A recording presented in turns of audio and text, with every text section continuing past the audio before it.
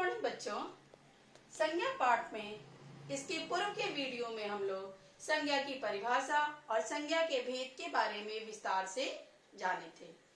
इस वीडियो में हम लोग संज्ञा के कुछ अन्य महत्वपूर्ण पहलुओं के बारे में जानेंगे। उसमें पहला है भाववाचक संज्ञाएं किस प्रकार बनाई जाती हैं। पहला, जातिवाचक संज्ञा से भाववाचक संज्ञा। दोस्त, दोस्ती, मित्र, मित्रता, नारी, नारीत्व, स्त्री, स्त्रीत्व आदि।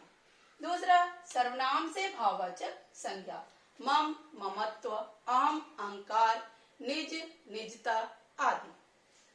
विशेषण से भाववाचक संज्ञा। सुंदर, सुंदरता, सफल, सफलता, चपल, चपलता, मधुर, मधुरता आदि।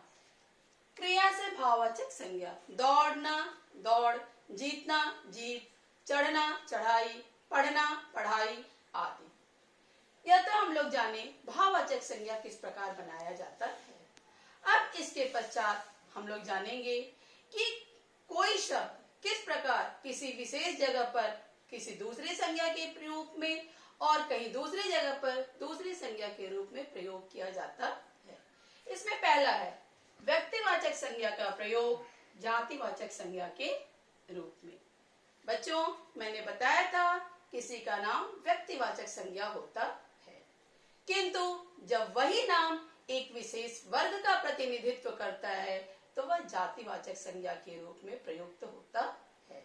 जैसे हरिश्चंद्र सर, यदि हम कहते हैं राहुल के पिता का नाम हरिश्चंद्र था तो हरिश्चंद्र व्यक्तिवाचक संज्ञा होती है, किंतु जब हम कहते हैं आज भी देश में हरिश्चंद्र की कमी नहीं है तब हरिश्चंद्र जातिवाचक संज्ञा हो जाता है, क्योंकि यहाँ पर हरिश्चंद्र ईमानदार लोगों का प्रतिनिधित्व कर रहा है। इसी प्रकार विभीषण, जब हम कहते हैं रावण के भाई का नाम विभीषण था तो यहाँ पर विभीषण व्यक्तिवाचक संज्ञा है, किंतु जब हम कहते हैं कि आज विभीषणों की कमी नहीं है तो विभीषण जातिवाचक संज्ञा बन जाता है, क्योंकि यहाँ पर विभीषण घर का भेद, घर की गुप्त बातें बाहर बताने वालों का प्रतिनिधित्व कर रहा है। इसी प्रकार दूसरा है जातिवाचक संज्ञा का प्रयोग व्यक्तिवाचक संज्ञा के रूप में।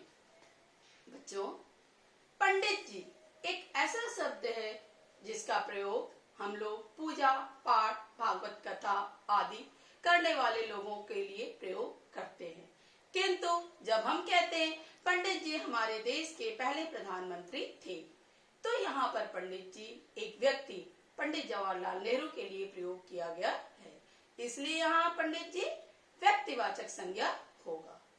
इसी प्रकार जब हम कहते हैं टीवी में नेताजी लोगों का द्वंद्व चल रहा है तो यहाँ पर नेताजी जातिवाचक संज्ञा है, किंतु जब हम कहते हैं नेताजी ने कहा था तुम मुझे खून दो मैं तुम्हें आजादी दूंगा तो यहाँ पर नेताजी व्यक्तिवाचक संज्ञा होता है, क्योंकि यहाँ पर नेताजी सुभाष चंद्र बोस के लिए प्रयोग किया गया है। तीसरा है भाववाचक संज्ञा का प्रयोग जातिवाचक संज्ञा के रूप में। बच्चों, जब भाववाचक संज्ञा बहुवचन में प्रयोग किया जाता है तब वह जातिवाचक संज्ञा हो जाती है। जैसे दूरी, हम कहते हैं यहाँ से सारनाथ की दूरी 2 किलोमीटर है, तब यह क्या है? भाववाचक संज्ञा है। लेकिन जब हम बोलते हैं आजकल लोगों के बीच दूरियां बढ़ती जा रही हैं तो ये जातिवाचक संज्ञा हो जाता है। चौथा है भाववाचक संज्ञा का प्रयोग व्यक्तिवाचक संज्ञा के रूप में। बच्चों, ममता, प्रेम, दया, करुणा ये सब क्या है? हमारे मन के भाव हैं, ये भाववाचक संज्ञा है, किंतु जब हम इन्हीं शब्दों का प्रयोग किसी व्यक्ति के नाम के रूप में करते हैं तब वो व्यक्तिवाचक संज्ञा हो जाती है। अब पांचवा है गणनीय तथा अगणनीय संज्ञा।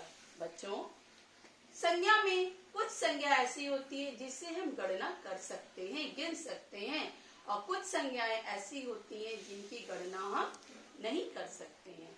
तो जिन संज्ञा शब्दों की हम गणना कर सकते हैं उनका बहुवचन में प्रयोग कर सकते हैं और उनके पहले हम संख्यावाची शब्द का प्रयोग भी कर सकते हैं। इन संज्ञाओं को हम गणनीय संज्ञा कहते हैं। जैसे 5 पुस्तकें, 3 केले, 4 बच्चे, 5 लड़कियां आदि। वहीं पर कुछ संज्ञा शब्द ऐसे होते हैं जिनकी गणना नहीं किया जा सकता है, उन्हें अगणनीय संज्ञा कहते हैं। बहुधा व्यक्तिवाचक और भाववाचक कुछ संज्ञाएं अगणनीय संज्ञा में आती हैं। जैसे दिल्ली, ताजमहल, आगरा, सत्य, अहिंसा, प्रेम आदि। इनको हम क्या करेंगे, गिन नहीं सकते हैं, इसलिए ये अगणनीय संज्ञा है। यहाँ पर हमारा संज्ञा पाठ पूरा होता है। आपका दिन मंगलमय हो। धन्यवाद।